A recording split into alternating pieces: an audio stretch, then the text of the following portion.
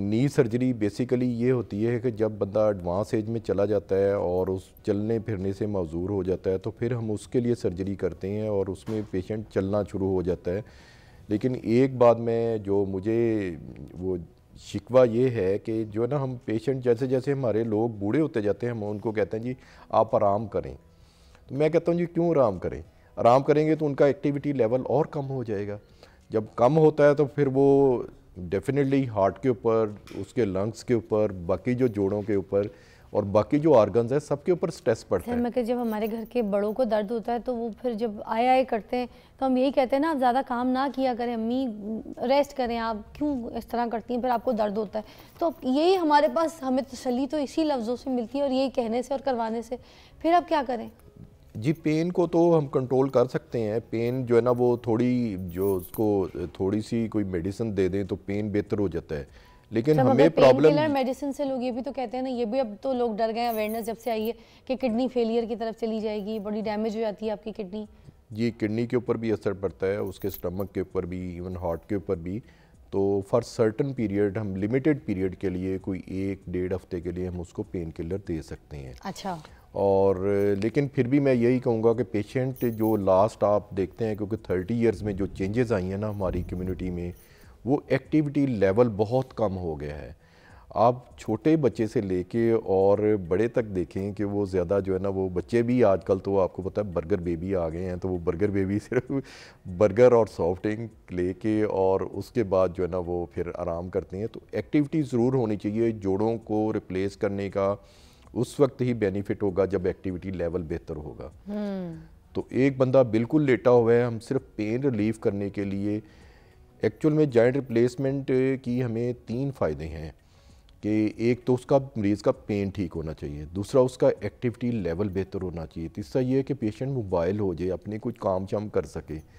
تو یہ تینوں بینیفٹس کو ہمیں لے کے ساتھ چلنا چاہیے. ہم نے صرف اس کا پین ریموو نہیں کرنا. سر مجھے تو لگتا ہے چاہے ہسپتال کا بستر ہو یا گھر کا بستر ہو، بیماری تو شروع بستر سے ہوتی ہے. جی بالکل. تو کچھ جو لوگ چل بھی رہے ہوتے ہیں تو ان کے ساتھ ان کا بیٹا یا بیٹی آئیں گے، وہ کہتے ہیں جی امی جی کو آرام کرنا چاہیے. امی جی کو آپ ڈاکٹر صاحب آپ کہیں گے امی جی کچن میں کام کرتی ہیں، امی جی چلتی پھرتی ہیں، تو امی جی کو آرام کرنا چاہیے. تو میرا خیال ہے کہ ان کو ان کی ایکٹیویٹی ہونا بہت زیادہ ضروری ہے تاکہ موبیلٹی جوائنٹ کی ہونی چاہیے اور اس کے مسلز کام کرنے چاہیے. پھر ہی جوائنٹ کا ریپلیسمنٹ کا فائدہ ہوتا ہے. جو بیڈ ریڈن پیشنٹ ہے، جو لیٹا ہوا ہے، اس کو جوائنٹ کا کوئی فائدہ نہیں ہوگا ایکسیپٹ کہ ہم اس کا پین ریموو کر دیں. سر جن کا ویٹ بہت زیادہ ہوتا ہے، وزن بہت اوور ہوتا ہے، سیکنڈلی ان کے بھی تو گھٹنوں میں بڑا پین رہتا ہے. جی سیکنڈلی یہ ہے کہ ہماری جو ڈائٹ کا جو پیٹرن ہے اس کو مد نظر رکھتے ہیں تو ڈائٹری ہیبٹس میں ہماری جو کھانے پینے کی عادات ہیں اس میں بڑی چینجز آئی ہیں. فار دا لاسٹ 20 ایئرز آپ دیکھیں کہ بہت زیادہ ان میں جو ہے نا وہ کھانا کھا کے تو پھر جو ہے نا وہ بندہ تھکا ہوا آتا ہے، شام کو کھانا کھا کے تو وہ آتے ہی پھر سو جاتا ہے. تو اس سے تو ڈیفینیٹلی ویٹ بڑھے گا. ویٹ ہمیں جب ایک اوور ویٹ پیشنٹ ہے تو اس کا اگر ہم جوڑ کو بدلیں گے تو وہ اس کے کامیابی کے چانسز ذرا کم ہوتے ہیں. آپ وجوہات بتا رہے تھے کہ کن کن وجہ سے یہ نی ریپلیسمنٹ کرانی پڑتی ہے، کن سچویشنز کی وجہ سے. جی ایک تو یہ ہے کہ جو ہے نا جب کوئی کنجینیٹل پرابلم ہو، بائی برتھ پرابلم ہو یا پیدائشی پرابلم ہو، تو جب ایک ینگ بندہ ہے اس کا ہم جوائنٹ ریپلیس کرتے ہیں. سیکنڈلی یہ ہے کہ جو اولڈ ایج میں جب پیشنٹ چلے جاتے ہیں، خاص طور پہ جو ہماری خواتین ہیں وہ 40-45 ایئرز پہ جب جاتی ہیں تو کیونکہ پرولانگ سٹینڈنگ ہوتی ہے، کچن میں بڑی دیر کھڑی ہوتی ہیں، پھر گھر کے بھی کام، آئی تھنک کہ خواتین میرا خیال ہے کہ زیادہ کام کرتی ہیں گھر میں، تو ایک گھر کو سنبھالنا ایک اٹس ویری ڈیفیکلٹ جاب. تو یہ ہول ٹائم جاب ہے، اس سے ان کے بیچاریوں کے نا گھٹنے خراب ہو جاتے ہیں. زیادہ دیر کھڑے رہنے سے بھی گھٹنے خراب ہوتے ہیں؟ اس سے آرتھرائٹس ہو جاتا ہے. 5-6 گھنٹے آپ بیلیو کریں کہ جو خواتین کچن میں کھڑی ہوتی ہیں نا ان کے گھٹنوں کا سپیس بالکل کم ہو جاتا ہے اور ہڈی میں ہڈی پھنسی ہوتی ہے. اچھا. تو اوپر والی ہڈی اور گوڈے سے نیچے والی ہڈی تو دونوں یوں پھنسی ہوتی ہیں اور پھر وہ اس سٹیج پہ بیچاری آ جاتی ہیں کہ ان کی جوائنٹ ریپلیسمنٹ کے علاوہ کوئی چارہ نہیں رہتا.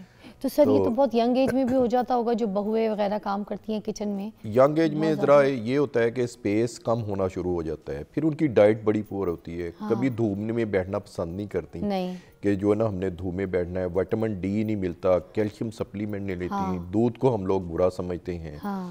تو دودھ کا وہ نہ ایک کپ لیتی ہیں، ایک 8 اونس ضروری ہے، دودھ سب کے لیے ضروری ہے، تو وہ بھی نہیں لیتی، اس لیے جو نا گھٹنے خواتین کے مردوں کی نسبت زیادہ خراب ہوتے ہیں۔ اچھا تو جیسے ہی پھر 40 45 50 تک جاتی ہیں تو 55 تک ان کے جو ہے نا ریپلیسمنٹ ہو جاتی ہے۔ سر اگر یہ نی سرجری کی طرف جاتے ہیں، ریپلیسمنٹ کی طرف جاتے ہیں، تو اس کا سکسیس ریٹ کتنا ہے؟ سکسیس ریٹ میں اسی چیز کی طرف آؤں گا کہ جو ہے نا پہلے تو ایکٹیویٹی لیول بہتر ہونا چاہیے۔ آپ پیشنٹ کو کبھی بھی یہ منع نہ کریں کہ جو ہے نا اس نے چلنا نہیں، اب چلنا بند کر دیں، آپ ریسٹ کریں، چلتے رہیں، تھوڑی سی دوائی جو کہ گردوں کے اوپر اثر نہیں کرتی، جیسے جو ہے نا آپ نے کوئی سمپل اس کو پیناڈول دے دی ہے یا کوئی اور انالجیزیا ایسا ہے جو گردوں کے اوپر نہیں اثر کرتا، تو وہ بھی ہیں، وہ دے دیں ان کو۔ اور سیکنڈلی یہ ہے کہ پھر انہیں کہیں کہ تھوڑا چلتی رہیں، بالکل ان کا کام بند نہ کریں تاکہ ان کے مسلز تھوڑے سٹرانگ ہوں، گھٹنوں کو سہار سکیں، اور پھر ہم اس کے جو ہے نا ریپلیسمنٹ کی طرف آتے ہیں۔ تو 60 ایئرز پہ یوزلی جو مرد ہے نا وہ ان کے 60 ایئرز پہ خراب ہو جاتے ہیں، اور ڈپینڈ کرتا ہے، پھر ایکس رے کراتے ہیں، گریڈنگ کیا ہے اس کی، گریڈ 1 پہ ہے، گریڈ 2 پہ ہے، گریڈ 3 پہ اور گریڈ 4 پہ۔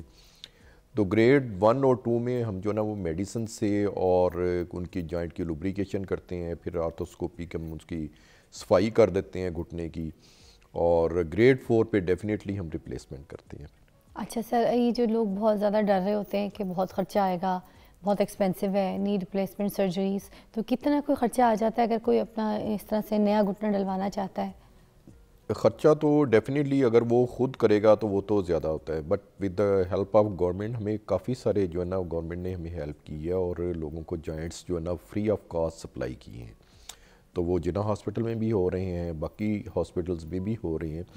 تو ہماری کوشش یہی ہوتی ہے کہ جو ہے نا اس میں کوئی چارجز نہیں ہے، کچھ نہیں ہے، جس آل اس ایوری میں تھنگ کوئی فری آف کاسٹ؟ چارجز نہیں ہے، اور اس کے علاوہ جو ہے نا کچھ ڈونرز ہیں، ہمیں ڈونر بھی دیتے ہیں، پھر بیت المال سے ہمیں کافی ہیلپ مل جاتی ہے۔ اچھا اچھا، تو اس کا ہم وہ بنا کے دیتے ہیں، 1.5 ہفتے میں اس کی وہ آ جاتی ہے، اپروول آ جاتی ہے، اور پھر ہم ریپلیس کر اور دیتے سر ہیں۔ پرائیویٹلی اگر کوئی کروانا چاہتا ہے، کسی کو نی کا پرابلم ہے، ریپلیسمنٹ سوچ رہا ہے، تو اس کی سرجری کا کتنا کوئی ایکسپینس ہوگا؟ اراؤنڈ 1.4 ملین کے قریب ہے اچھا، اس کی، وہ دیٹ از کاسٹلی۔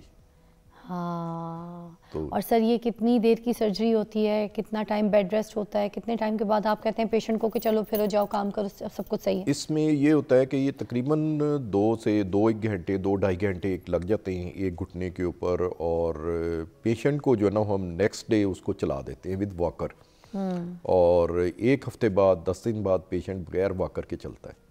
اچھا، اور اور پین یہ اس کا ٹھیک ہو گارنٹیڈ جاتا ہوتا ہے کہ بالکل جو نی ریپلیسمنٹ ہوئی ہے یہ کنفرم سکسیس کے ساتھ ہے، بالکل جی صحیح؟ کنفرمڈ ہے، سکسیس تھرو آؤٹ لائف چلتا ہے۔ دیکھیں اگر 70 ایئرز میں کیا ہے تو 85 90 ایئرز تک وہ چلا جاتا ہے۔ سر ہم نے تو کچھ ایسے بھی کیسز سنے کہ کسی کا نی ریپلیسمنٹ ہوا ہے اور وہ ویل چیئر پہ آ گیا، اس میں کیا وجوہات ہوتی ہیں؟ اس میں یہ ہوتا ہے کہ ایک تو بون کی کوالٹی، ایک جو نا پیشنٹ کا پہلے ایکٹیویٹی لیول ہم نے اسیس کرنا ہوتا ہے، ایک پہلے ہی ویل چیئر پہ ہے تو ویل چیئر والے کو چلانا ذرا مشکل کام ہوتا ہے، جس کی ایکٹیویٹی زیادہ ہوگی پیشنٹ وہ ہمیشہ سکسیسفل رہے گا۔ سر مگر زیادہ تر تو آپ کو پتہ ہے جو لوگ آتے ہیں وہ تھوڑا سا اولڈ ایج میں ہوتے ہیں جن کی نی ریپلیسمنٹ کی ضرورت پڑتی ہے، جوانی تو لوگ دھکے میں گزار لیتے ہیں کہ وہ اس وقت نہیں ٹھیک کرواتے ہیں، اگر کوئی پرابلم کسی کو ایشو ہو بھی جائے، ایج میں جا کے پرابلم اپنی جو ہے نا ٹھیک کرا رہے ہوتے ہیں۔ لیکن یہ ہے کہ کچھ لوگ ہوتے ہیں جو درد کے ساتھ بھی چل رہے ہوتے ہیں، ہاں درد کے ساتھ، تو ان کے پٹھے جو ہے نا وہ سٹرانگ رہتے ہیں، وہ جلدی چلنا شروع کر دیتے ہیں اور سیدھا چلنا شروع کر دیتے ہیں، اور ان کو درد بھی نہیں ہوتا۔ سر آپ نے 1.4 کی بات کی ہے، ایکسپینس کو اتنا آ جاتا ہے، آپ کہہ رہے ہیں پرائیویٹلی اگر کوئی اپنا نہیں کروانا چاہتا ہے 14 لاکھ تقریباً، ٹھیک ہے؟ اس کے بارے میں مجھے بتائیں، غریب بندہ کیا کرے گا؟ اب وہ نہ کرائے علاج؟ نہیں، بالکل غریب بندہ علاج کرائے، وہ ہمارے پاس آئیں، ہم ان کو اسیس کریں گے، اسیس کرنے کے بعد ہم انشاءاللہ اس کو آپریٹ کریں۔